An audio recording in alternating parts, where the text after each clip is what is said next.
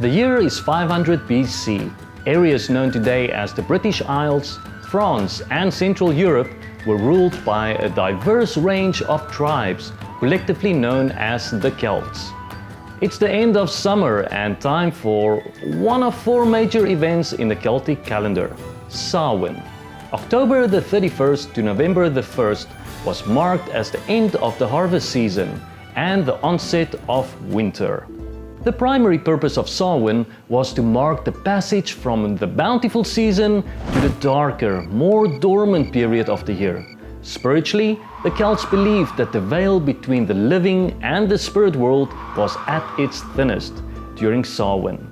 This allowed for easier interactions between humans and the deceased, who were thought to return to the mortal realm on this night.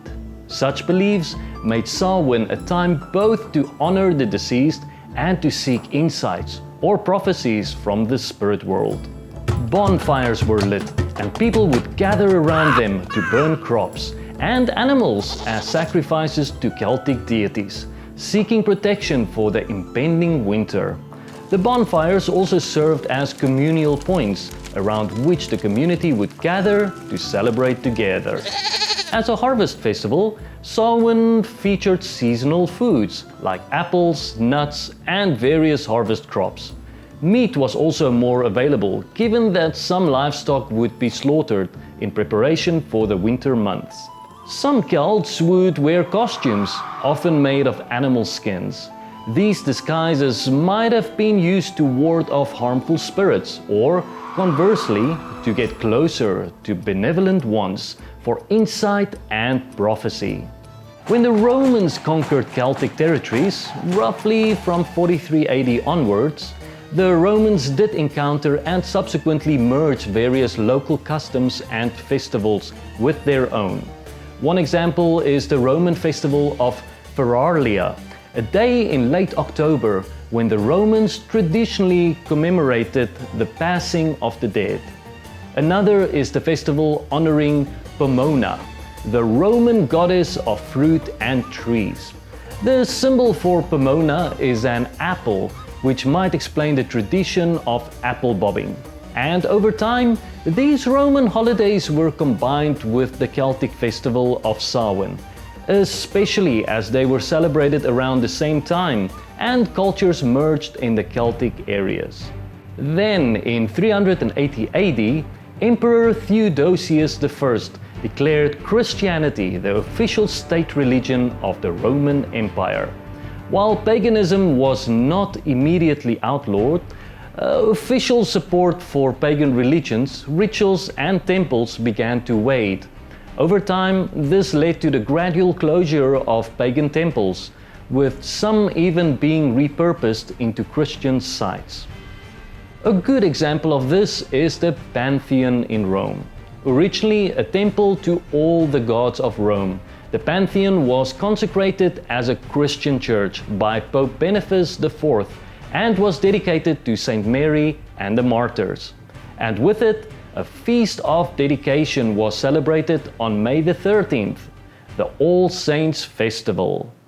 But the church still had a problem. Many of the people living in Celtic regions still celebrated their old pagan traditions and holidays rather than the Christian feasts. So in the mid-8th century, Pope Gregory moved the date of All Saints Feast from May the 13th to November the 1st, with the hope that the Celtic Samhain could be integrated into the All Saints Festival.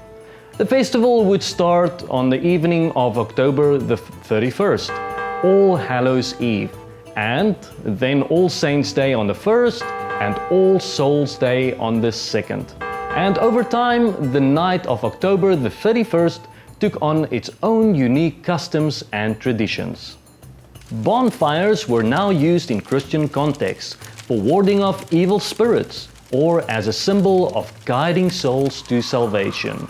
People were dressing up as saints, angels, or even demons, and poor folk were going door to door to receive food in return for prayers for the dead. These solars would offer prayers for the dead relatives of the householders in exchange for small round cakes called soul cakes. And these cakes were believed to represent a soul being freed from purgatory when they were eaten. And over time, the practice of souling started to change. In some places, performers would put on plays, scenes or skits in exchange for food and drink. But in 1517, there was a man who decided that he was strategically going to use the All Saints festivities to bring his point across. And this man was none other than Martin Luther. The castle church in Wittenberg, Germany, was also known as the All Saints Church. The church held a significant collection of relics, which were displayed to the public on All Saints' Day, and pilgrims received indulgences for viewing these relics. Thus, on October the 31st, 1517, Martin Luther nailed his 95 theses to the door of the church, which was the catalyst for the Protestant Reformation. These theses were a list of propositions and criticisms against certain church practices, most notably the selling of indulgences. And as events unfolded, a new church and with it a new celebration day was formed. Lutheran and other Protestant believers began to celebrate Reformation Day on the 31st of October in commemoration of what Martin Luther has started. But areas like Ireland largely remained Catholic after the Reformation, and with it, its Celtic Samhain traditions. And even though Scotland largely adopted Presbyterianism, traditions of Samhain, or what came to be known locally as Halloween, persisted in many parts of Scotland. But as time went on, a new country formed across the waters. America is known as the country of immigrants, and with it comes a mix of cultures and traditions. However, before the 19th century, there were no real Halloween celebrations in America. Colonial New England had strict Protestant beliefs, which did not recognize many of the holidays celebrated by the Anglican Church, including All Saints' Day. Maryland and the southern colonies had a more diverse population, including Catholics, but nothing more than the traditional All Saints festival was celebrated. There were, however, harvest festivals at the end of October, but they had nothing to do with the supernatural. But all of this was about to change. By the mid-19th century, the potato had become a staple food in Ireland, especially for the poor, and a large segment of the population was highly dependent on it for their diet. But in 1845, a fungal disease called late blight began to affect potato crops. This disease turned the potatoes into inedible, rotten mush. And over the subsequent years, repeated crop failures left the population in a crisis. People were dying from starvation. We're talking about 1 million people dying. That meant about 1 in every 8 people in Ireland at that time. And out of desperation, about 1 million people decided to leave Ireland and move to a new country. And for many, that new country would be the United States of America. Coupled with Scottish immigrants seeking better opportunities, these newcomers brought with them a rich tapestry of customs, beliefs and traditions, including their unique blend of the festival known as Samhain or Halloween. Bonfires were lit, and the telling of ghost stories and other tales was a popular pastime, aligning with the themes of closeness of the spirit world. Children and sometimes adults would dress in disguises and go door to door. They might sing a song, recite a poem, or perform some other sort of trick in hopes of receiving treats or coins.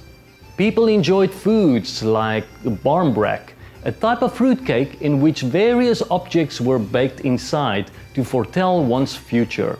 And as with many customs brought by immigrants, there was initially some unfamiliarity and curiosity from other Americans. But over time, as communities intermingled, many Americans began to adopt and adapt these customs, blending them with their own traditions. But if there's one thing the United States of America is known for, it's capitalism. The turn of the 20th century was the golden era of postcards in America, and companies like Raphael, Tuck and Sons and John Winch started producing Halloween postcards that became popular collector items. Then there was Ben Cooper in Brooklyn, New York, a small company that initially produced theatrical costumes for stage shows. But they saw a market potential, and by the 1930s they transitioned to producing Halloween costumes for the masses. Tootsie Roll became one of the first candy companies to individually wrap their candies, perfect for handouts during Halloween. And Hershey's, Mars and Snickers were soon to follow suit with mini versions of their most popular products. But it was during the 1950s that Halloween began to be viewed more as a children's holiday. Schools and communities organized parties and events, and commercial opportunities expanded with Halloween-themed toys and decorations becoming available. And costume companies like Ben Cooper secured licenses for a wide range of new characters, from Disney princesses to superheroes like Superman and Spider-Man. In the 1960s, television became a dominant cultural force, and TV specials like It's the Great Pumpkin, Charlie Brown became annual traditions. And of course, the horror film Halloween was released, that led to a franchise and solidified the connection between the horror genre and the holiday. Haunted houses as commercial attractions became more popular, evolving from small community events to larger, more professional operations, with Halloween festivals becoming major events. But as the commercial sector pushed things further, bigger and scarier, a new concern brewed. In the 1980s, news started to spread about the supposed connections between Halloween and Satanism. And this concern led to what is known today as the Satanic Panic of the 1980s. During this time, there was a surge of paranoia about Satanists abusing and kidnapping children, conducting dark rituals and infiltrating the very fabric of society, with Halloween at the center of it. Now, I would love to go into the details of the 1980s Satanic Panic, the FBI investigations and how it was largely debunked, but it's just too much information and I think we will need a separate video for that. What is however important to note is that the Satanic Panic timeline of the 1980s had a significant impact on how many Christians view Halloween today. But over time, as the panic subsided and was largely debunked by police and FBI investigations, many of these fears waned. Which brings us to today. As a Christian, a church member, a member of society, or a parent, you will have to decide how you are going to approach Halloween. Are you going to jump right into the horror fest gore of it and try to scare the living souls out of little children? Or are you going to put a guardrail up and make sure you protect yourself and your family from even touching a pumpkin-shaped candy? Let's have a look at the 5 major approaches that Christians could take towards Halloween. Option 1. Embrace. Many Christians simply embrace Halloween, seeing it as a cultural event devoid of its original religious implications. For us, it's about community, fun, and a little bit of make-believe. Nothing more. Option 2. Modify. Some Christians choose to modify the holiday. They might avoid certain costumes and symbols and incorporate more Christian-friendly themes. We encourage kids to think about positive role models, biblical figures, or even modern-day heroes. Option 3. Replace. A popular approach is replacement. Fall Festival or Jesusween events offer a Christian-centric celebration, focusing on fellowship and faith. Some churches might even host a special Reformation Day event. It's about celebrating life, harvest, and our community's blessings. Option 4. Reject. Yet, some Christians opt for complete abstention, viewing Halloween's origins or modern interpretations as conflicting with their beliefs. We just choose to sit this one out and to stay true to our convictions. Option 5. Evangelize. How often does it happen where the community comes knocking on your front door? Some see it as a moment to evangelize and spread the message of Christianity. We hand out comic books with Christian stories. It's our way of sharing love and faith on a night filled with so many. In the end, I can't tell you which approach to take, because in all honesty, there's not a one answer fits all that would work in every scenario. The paramount principle in Christianity is to honor and love God above all, and from this flows the command to love our neighbors. The approach you choose regarding Halloween must be underscored by a commitment to God's love and a desire to reflect His light. Every action should be a testament to God's paramount place in your life and a continuous journey to love and serve those around you. Remember, in all things we are called to be the light of the world, and sometimes that light shines brightest in the darkest of nights. Thank you so much for watching. If you have any other questions or ideas you want to share, please write them in the comments section below. I would love to make a response video and assist you and everyone else who might have the same questions. Be sure to check out this channel for more content, and if you would like to receive updates on new videos, you can click the like and the subscribe button. I'm Johan Marais, this is the Rock Solid channel. God bless.